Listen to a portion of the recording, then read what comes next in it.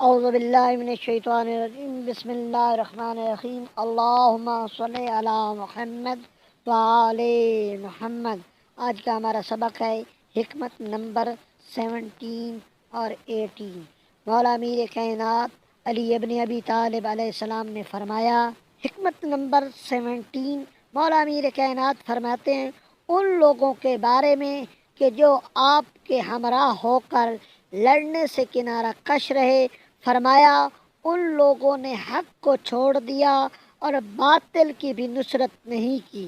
یہ ارشاد ان لوگوں کے متعلق ہے کہ جو اپنے کو غیر جانبدار ظاہر کرتے تھے، جیسے عبداللہ ابن عمر، سعد ابن ابی وقاص، ابو موسیٰ اشعری، حنف ابن قیس اور انس ابن مالک وغیرہ۔ بے شک ان لوگوں نے کھل کر باطل کی حمایت نہیں کی، مگر حق کی نصرت سے ہاتھ اٹھا لینا بھی ایک طرف سے باطل کو تقویت پہنچانا ہے، اس لیے ان کا شمار مخالفین حق کے گروہ میں ہی ہوگا۔